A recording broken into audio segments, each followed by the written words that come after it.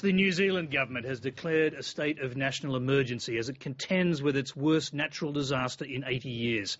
Rescue teams are desperately digging into the wreckage of the quake-ravaged city of Christchurch, although the work is being impeded by fears of further building collapses. There have been some rescues over the past day, but at least 300 people are still missing. The quake's official death toll has stayed at 75 today, but it is expected to rise further. In a moment, we'll cross to Christchurch to get the latest on the rescue efforts from the city's Deputy Mayor. First, this report from John Stewart. Overnight, rescuers used their bare hands, sniffer dogs and heavy machines in a desperate search for survivors still trapped beneath the rubble.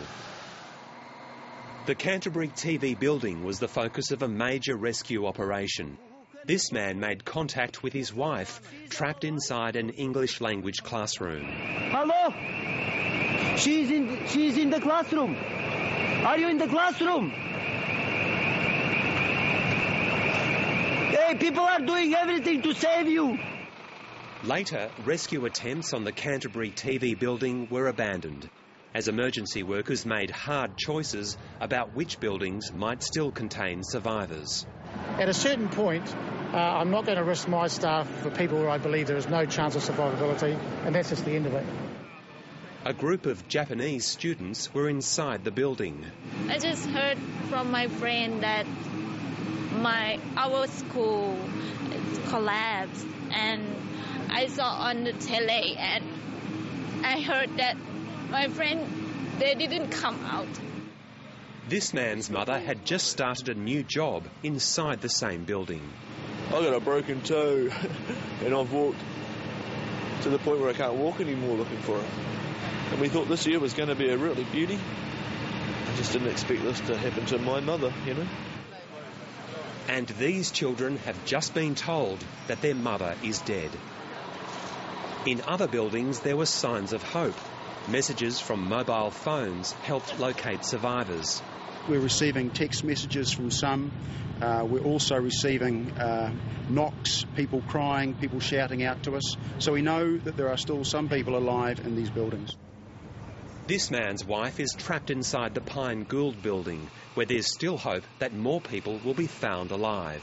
The girl got up this morning and said, "Where's Mum?" And I said, "Oh, she's still at work. She's gone back in again." So, yeah. Yeah. Hard to get through and get answers on anything. So, it's horrible. Among the survivors, an Australian woman from Geelong called Anne Voss was pulled from the rubble. Today, aftershocks continued to rock the city and areas surrounding Christchurch. This security vision from a supermarket captured the moment of yesterday's quake. Hundreds of people are still missing, and the search is taking its toll on rescue workers. So we actually had to go through there and check the cars, and unfortunately there was some people in there that we had to get out of there, which were deceased. Today, the New Zealand Prime Minister declared a national state of emergency. Today I want Christchurch to hear this message. You will get through this. This proud country is right behind you, and we are backing you with all our might. The city of Christchurch was officially shut down. The next 3 days, up through to the weekend, effectively the city is closed, business is closed, schools are closed, and we'd like people to stay home.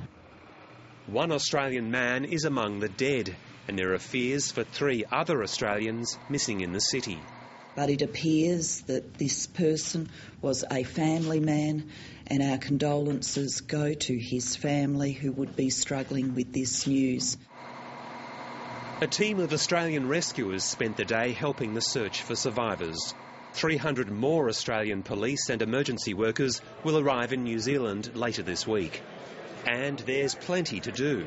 Hospitals are full to overflowing, and tankers are being used to bring in fresh water. Please don't flush your toilets. Use a bucket or dig a hole. If you've been camping, you'll know what to do. Many areas throughout the city are still without power. Some of the substations have dropped metres into the ground. They've just sort of disappeared into the ground. Hundreds of people spent the night in evacuation centres. The airport is crowded with people leaving the city, and tonight some Australians arrived home. Got around to the car park to where our car was. Luckily it was undercover. When we got there, we didn't get in the car yet because we were expecting another kind of aftershock. It came, it was fierce, and the car rocked all over the place. It was scary. Tonight there are fears that one of the city's tallest buildings, the 26th-floor Grand Chancellor Hotel, may collapse. The search for survivors is expected to continue for days, and no one doubts that the death toll will continue to rise. John Stewart, Lateline.